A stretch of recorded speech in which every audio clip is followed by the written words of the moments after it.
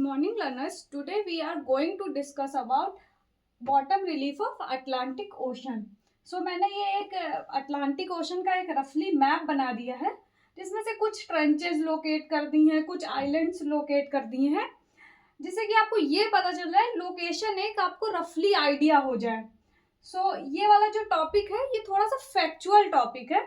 जो पहली बार इसको पढ़ना है, फर्स्ट टाइम पढ़ रहे हैं, या तो वो इनके नोट्स बना ले रफली, या तो इसको 2-3 टाइम्स इसको रिवाइज कर ले।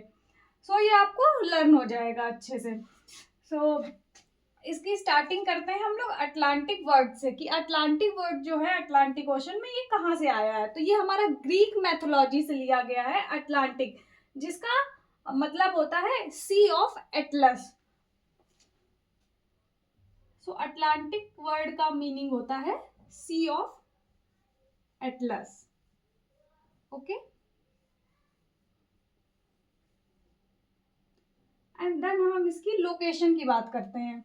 ये जो हमारा अटलांटिक ओशन है, इसके आप अगर ईस्ट साइड में देखें तो आपको अफ्रीका एंड एशिया देखने को मिलेगा, एंड जब मैं आप इसके वेस्ट साइड में देखें तो आपको south America and north America देखने को मिलेगा। तो it is between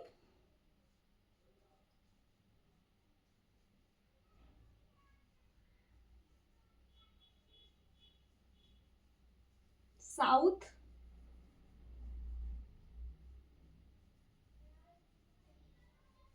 north America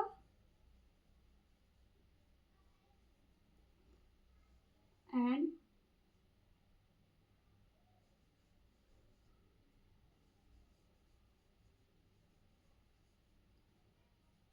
Eurasia Africa.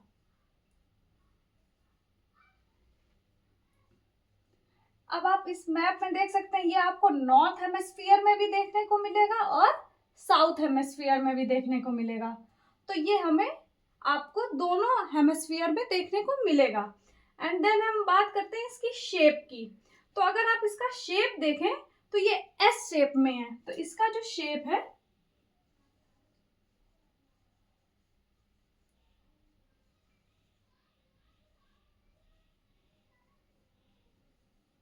वो एस शेप में है। एंड अब मैं इसकी बात करती हूँ इसके डेप्थ की। तो इसकी जो डेप्थ है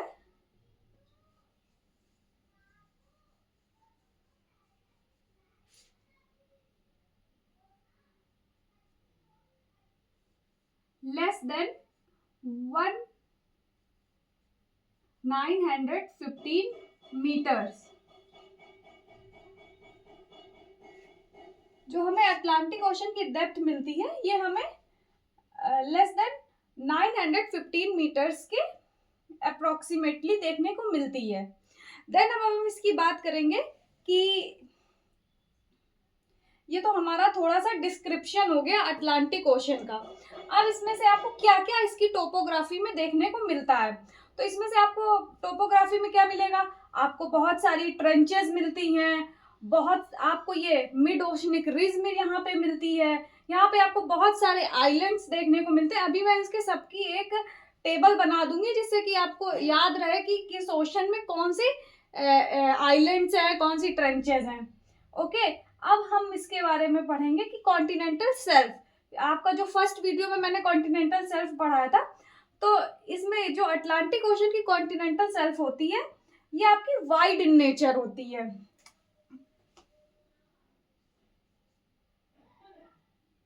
और ये वाइड इन नेचर क्यों होती है, क्योंकि ये एक्टिव मार्जिन में ना बनकर पैसिफिक मार्जिन में बनी हुई है। अब एक्टिव मार्जिन और पैसिफिक मार्जिन क्या होते हैं।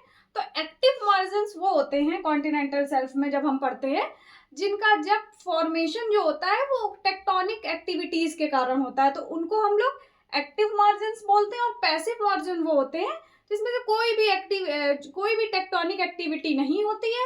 आपका जो प्लेट्स होती हैं उसी में आपका डेपोजिशन होता है, उसके कारण जो बनती हैं, जो नॉर्मली इसमें से कोई भी टेक्टोनिक एक्टिविटी ना हो, तो वो हमारे पैसिव मार्जिन्स होते हैं। तो अगर आप यहाँ पे देखें अटलांटिक ओशन में, तो अटलांटिक ओशन की जो कॉन्टिनेंटल शेल्फ है यहाँ पे कोई भी टेक्टोनिक एक्टिविटी नहीं हो रही है, तो ये हमारी पैसिव मार्जिन है। और ये अप्रोक्सीमेटली इसकी जो कॉन्टिनेंटल शेल्फ होती है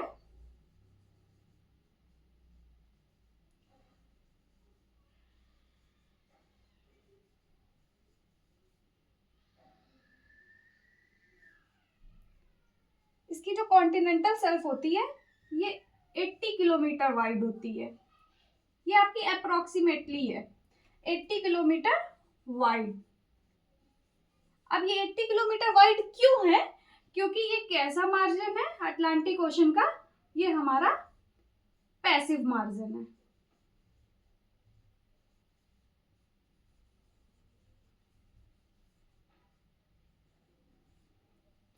जैसे कि अभी हम लोग और भी ओशंस पढ़ेंगे, और जब हम लोग पैसिफिक ओशन पढ़ेंगे तो वहां पे हमें एक्टिव मार्जिन मिलेगा। तो जहां पे आपकी टेक्टोनिक एक्टिविटीज हो रही होती हैं वहां पे कॉन्टिनेंटल शेल्फ जो होती है वो बहुत नैरो होती है या तो अब्सेंट होती है, बट यहाँ पे ऐसा तो है नहीं, तो इसलिए यहाँ पे हमें वाइड मिलेगी। एंड इसमें हम अभी देखें कि ये जो हमारी मिड ओशनिक रिज है, अब हम इसकी वजह से क्या हो रहा है कि ये जो हमारा ओशियन है वो हमारा क्या होता है कॉन्टिन्यूसली, ये क्या हो रहा है कि ये बढ़ रहा है, इसका जो साइज है वो लगातार कॉन्टिन्यूसली ये बढ़ रहा है। तो इसलिए ये क्यों बढ़ रहा है? क्योंकि यहाँ पे ये जो MOR है इसका रीजन ये है क्योंकि यहाँ पे सी फ्लोर स्प्रेडिंग हो रही है। सो इसकी वजह से ये जो सी फ्लोर स्प्रेडिंग हो रही है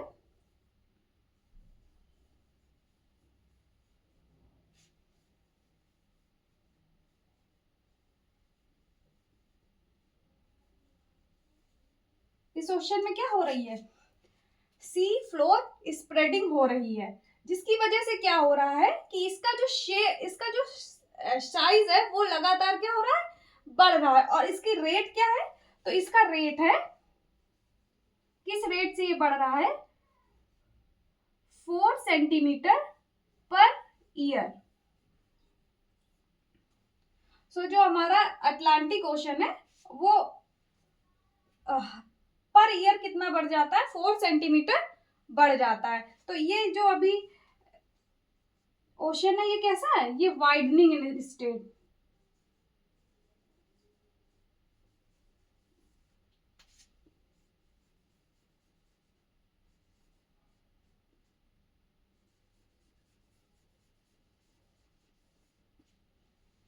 वाइडनिंग कॉन्टिन्यूसली।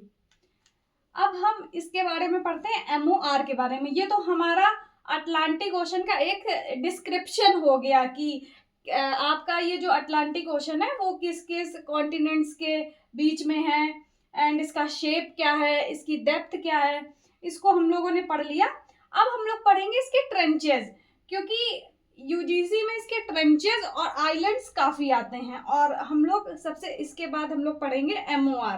ठीक, इसको आप पहले इसका स्क्रीनशॉट ले लीजिए, फिर मैं इसको पढ़ाती हूँ आगे।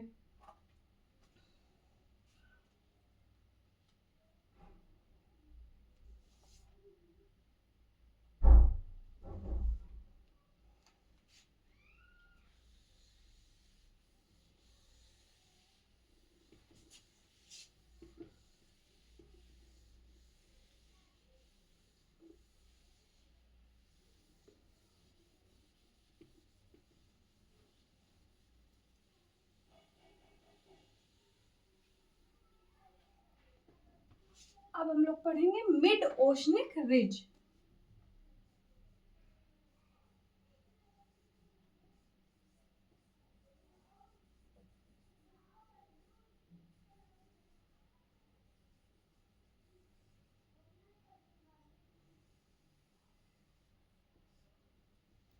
अब जिसने ये आपको जो अभी पहली बार ये पढ़ रहे हैं, फर्स्ट टाइम पढ़ रहे हैं, उनको ये पता होना चाहिए कि ये जो मिड ओशनिक रिज है ये बनती कैसे है।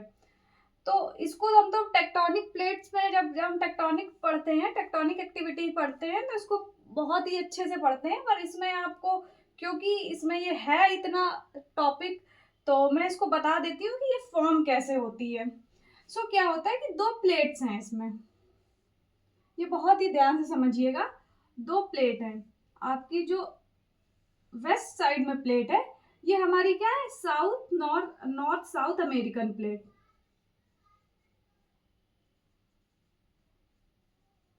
अमेरिकन प्लेट है। और ये जो आपको ईस्ट साइड में देखने को मिल रही है, ये आपकी यूरेशियन प्लेट है।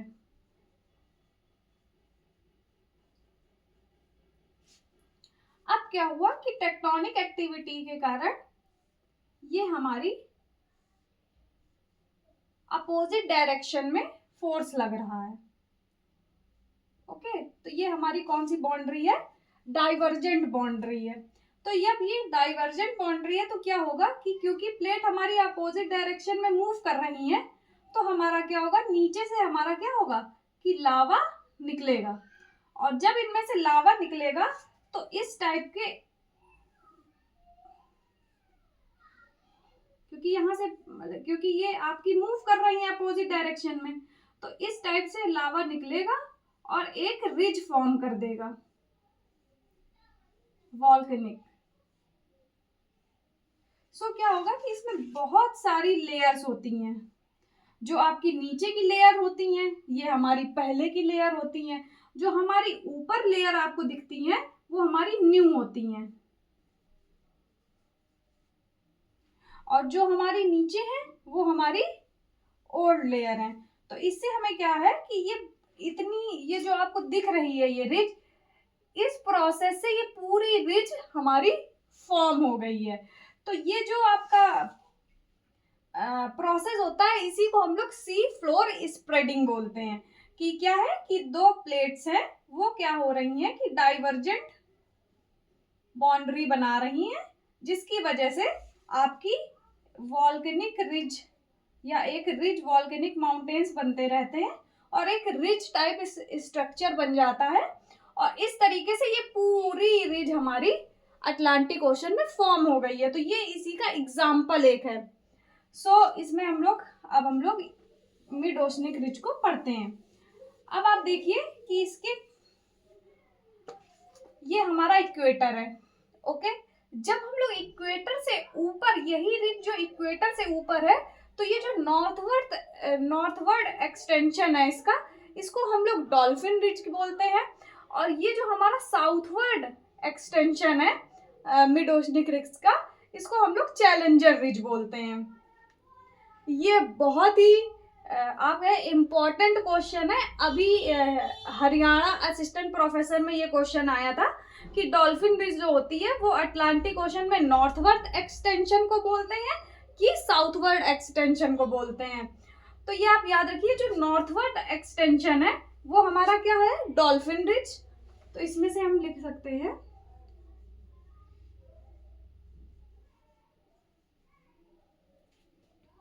जो हमारा नॉर्थ ऑफ इक्वेटर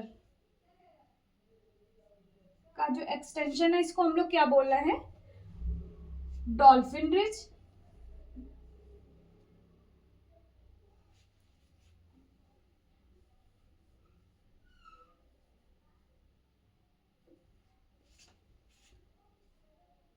और जो हमारा साउथ ऑफ इक्वेटर है,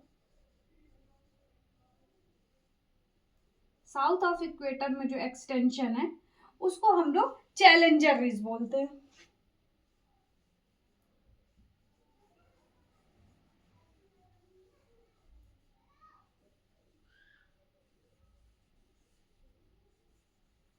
चैलेंजर रिज बोलते हैं।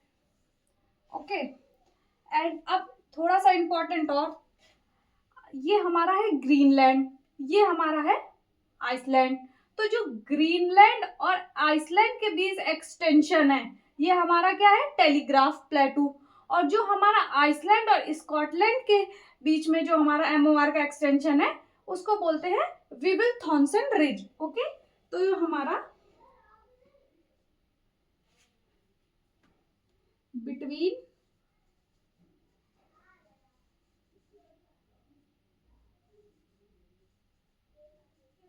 Greenland and Iceland,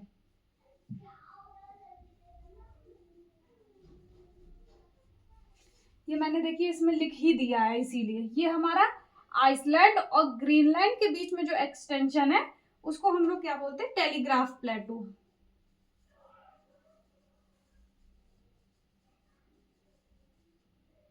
telegraph प्लेटू। Okay. अब ग्रीनलैंड और स्कॉटलैंड के बीच में जो एक्सटेंशन है उसको विविल थॉम्सन रिज बोलते हैं।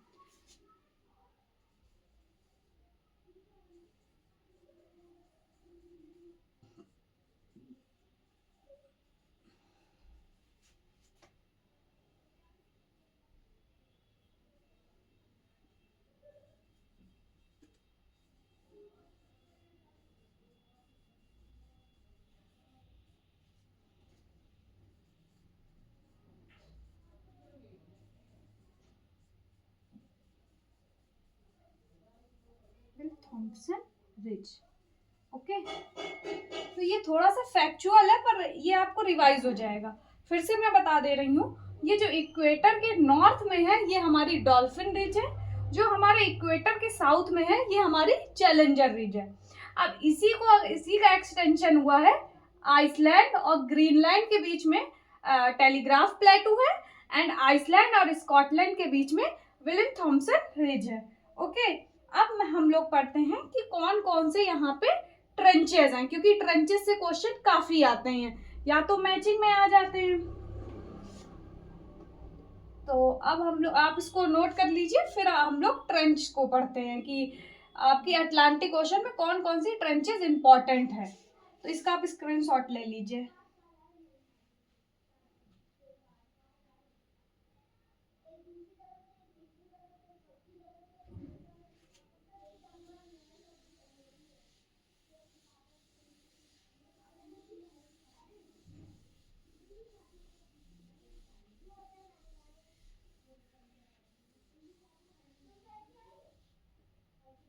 हम लोग ट्रेंचेस को ओशियन डीप भी कहते हैं, तो ओशियन डीप या trenches, ocean deep slash trench.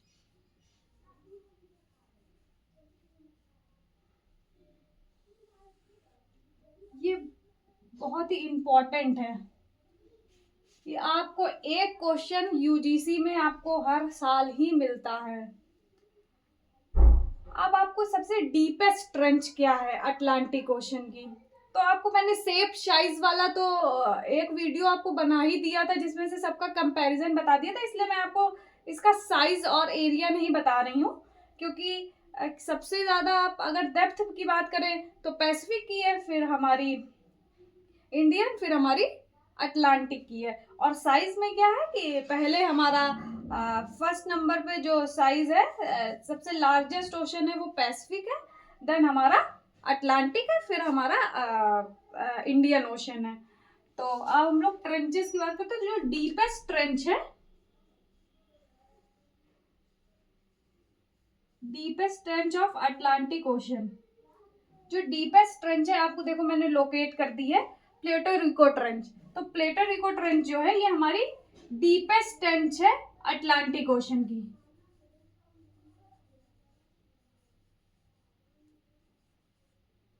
Okay. And इसमें से मैं और कुछ नाम लिख दे रही हूँ और इसमें मैं मैप में बता दे रही हूँ कि कौन कौन सी हमारी अटलांटिक ओशन में ट्रेंचेस पढ़ते हैं हम लोग।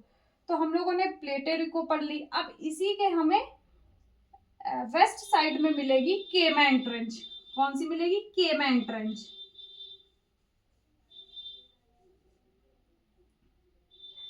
एंड हम लोगों को साउथ में, बिल्कुल आपको साउथ में मिलेगी साउथ सैंडविच ट्रेंच।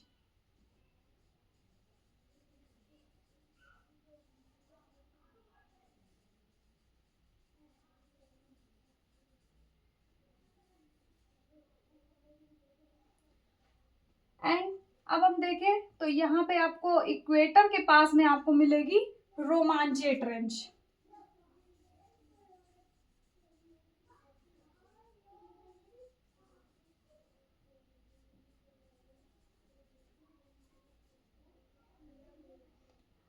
ओके। और इसमें से मेजर तो ये वाली ट्रेंचेस है। सबसे डीपेस्ट ट्रेंच हमारी प्यूर्टो रिको हो गई, देन हमारी ये केमन देखिए मैंने यहाँ पे लोकेट कर दी है। प्लेटोरिको ये है। साउथ सैंडविच देखिए ये वाली सबसे साउथ में आपको देखने की मिलेगी। रोमांचेटन ये हमारी इक्वेटर के पास में मिल जाएगी। और इसमें से कुछ है डीप्स, आप इसको लिख लीजिए। एक तो है वेमा डीप, मतलब वेमा ट्रेंच, एंड देन आपको एक है कोलंबिया। ये आपको कोलंबिया के पास देखने को मिलेगी, कोलंबिया डीप या कोलंबिया ट्रेंच। एंड आप एक देख लीजिए हैट्रस।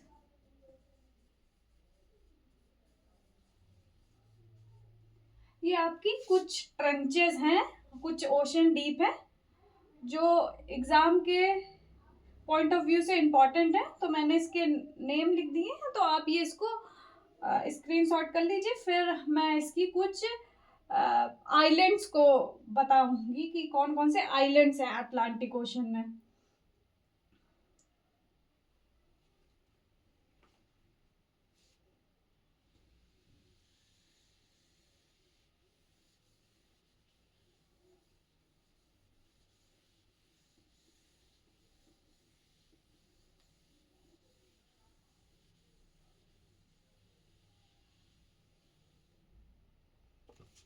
अगर आप आइलैंड्स के बारे में देखें तो इसमें मैंने कुछ आइलैंड्स भी लोकेट कर दिए हैं जो इम्पोर्टेंट हैं।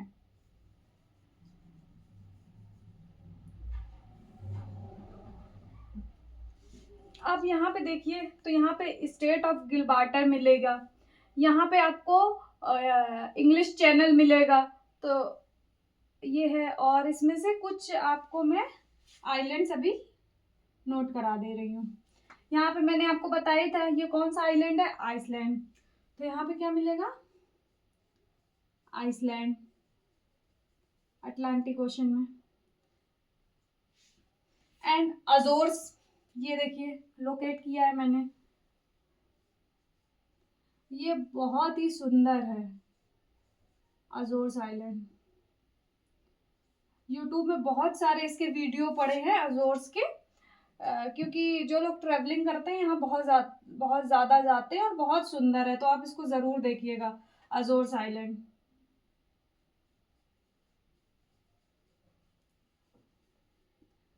आपको देखिए मैंने ये कैनारी आइलैंड्स साउथ अफ्रीका के पास, साउथ अफ्रीका के कोस्ट के पास।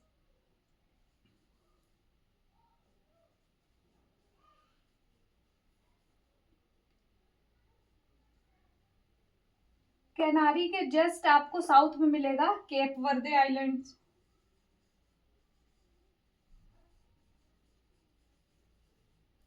ये आप जो इनके नेम्स हैं वो याद रखिएगा बस कि ये किस ओशन में है।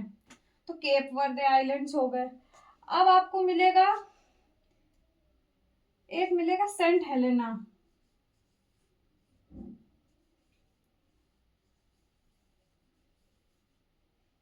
सेंट हेलेना मिलेगा। ये आपको अटलांटिक में ही फॉकलैंड मिलेगा।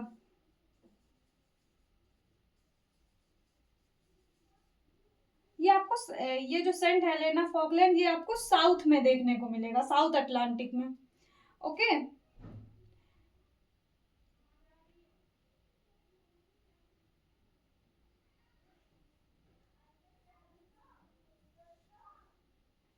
ये सारे आपको नॉर्थ के आसपास मिलेंगे, और ये जो नीचे मैंने फॉकलैंड और सेंट हेलेना दिया ये आपको साउथ में देखने को मिलेंगे।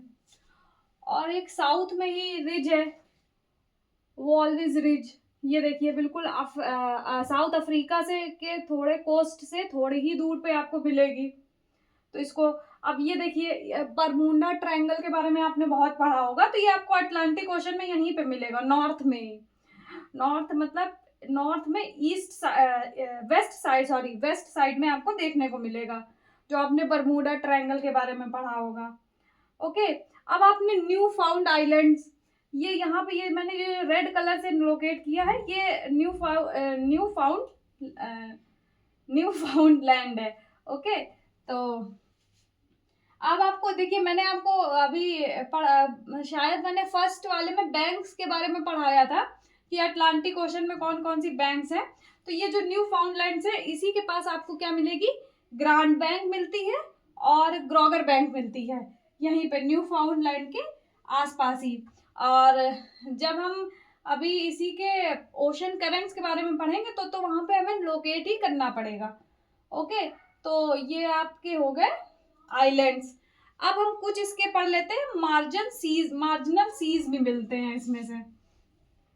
तो इसका आप स्क्रीनशॉट कर लीजिए। ये नेम आप एक कॉपी में अपनी नोटबुक पे नोट कर लीजिएगा, क्योंकि ये नेम आते हैं, आपको ये नेम से पता होना चाहिए कि किस ओशन में है बस। और इससे ज्यादा इसमें कुछ यूजीसी में तो नहीं आता है। और आपको ये लोकेशन मैंने इसलिए लिख दी है कि आपको एक, अगर कभी कभी टफ पेपर आ जाता है तो नॉर्थ टू साउथ लगाने को बोल देगा, या साउथ टू नॉर्थ लगाने को बोल देगा, या ईस्ट टू वेस्ट लगाने को बोल देगा, जैसे कि आपको एक आइडिया लग सके, इसलिए मैंने इसको लोकेट कर दिया है। अब हम लोग इसके मार्जिनल सीज पढ़ते हैं। ये आप इसका स्क्रीनशॉट ले लीजिए।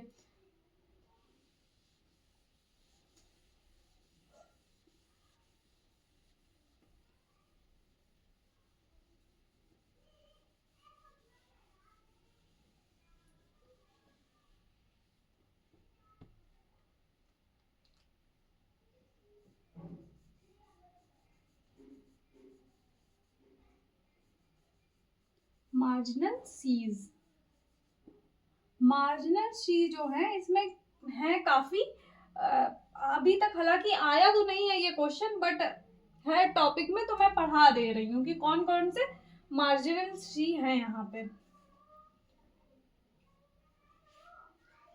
तो यहाँ पे आपको कुछ मार्जिनल सी के नेम मैं नोट करा दे रही हूँ। जैसे कि एक तो है हमारा हडसन बे,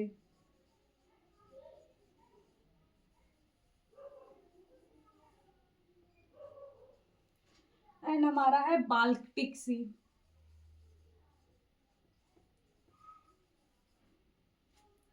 ओके, देन हमारा है नॉर्थ सी,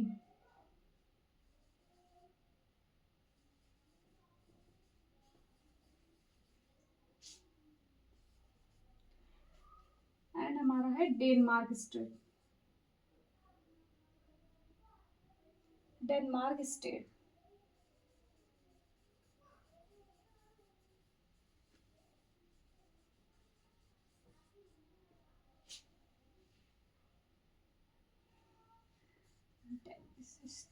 डेविस स्ट्रेट।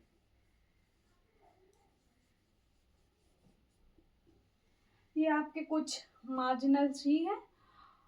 बस इसमें से इतना ही इम्पोर्टेंट है, यूजीसी इतना ही पूछता है। बस आप इसको एक बार रिवाइज कर लीजिएगा, क्योंकि ये थोड़ा फैक्चुअल टॉपिक है। अब हम लोग नेक्स्ट टॉपिक में bottom relief of Pacific ocean को पढ़ लेंगे। उसमें से जो इम्पोर्टेंट आइलैंड्स है उसको पढ़ लेंगे, कुछ ट्रेंचेस है उसको पढ़ लेंगे, बिल्कुल इसी की तरीके जैसे हम लोगों ने अटलांटिक पढ़ा है। ओके, तो नेक्स्ट वीडियो हम पैसिफिक ओशन पे होगा। Thank you so much.